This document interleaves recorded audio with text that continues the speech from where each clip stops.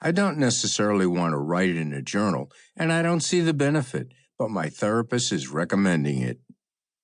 She said I can stop at any time, but I should at least give it a chance.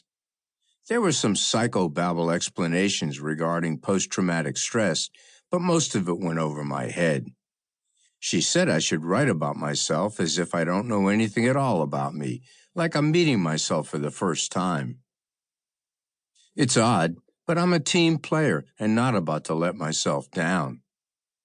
This entire reluctant connection with my therapist was most likely the result of 12 years in the homicide division with Houston PD. The broad I spoke with was Sophia Bennett, and she was an uptight shrew of a woman with shoulder-length black hair and even darker eyes. She wore black all the time, even when it was pushing 100 degrees outside at 9 a.m. She looked out of place in her pencil skirt and frilly white blouse that revealed an augmentation fit for a porn star.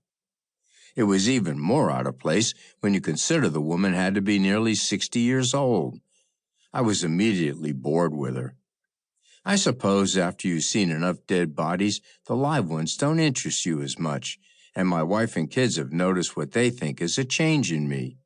I don't see it, but that must be what this exercise is supposed to show me. Sophia also agreed I didn't have to show this to anyone. I just had to participate. So here I am, Dr. Big Boobs Bennett. I'm participating. I don't have a lot to say about myself that I haven't repeated to the rest of the world. I did a few years in the Navy working on satellite communications, then tried some odd jobs when I got out, most of them in construction, because in 2001 I bought into the idea of building my own house, to save labor costs. But surprise, your labor is the cost.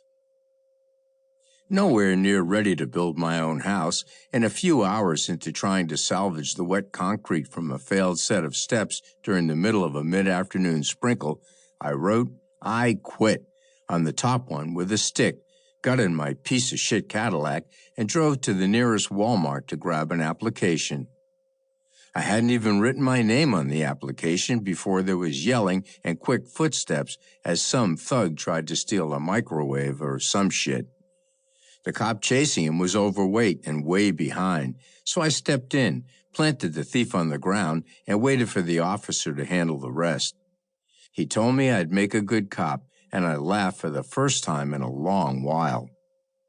Later, while hunting Craigslist for a job and sipping on some cold tomato soup, I clicked over to the local news channel and saw Houston PD had a shortage of officers and paid nearly double what I was making pouring concrete. I told myself it was just a job, and I would eventually start my own construction company because I didn't learn the first time, right?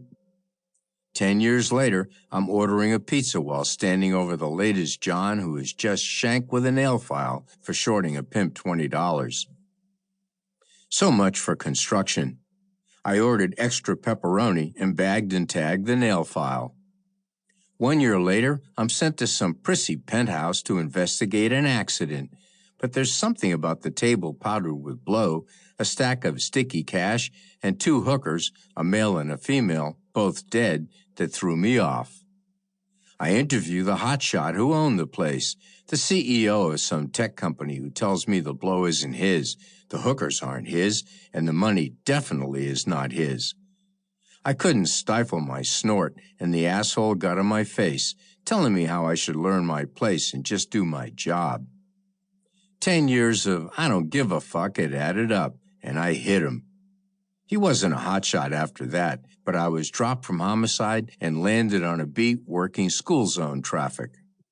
I made it a year before I quit without a job or a penny to my name. My wife, Catherine, wasn't happy.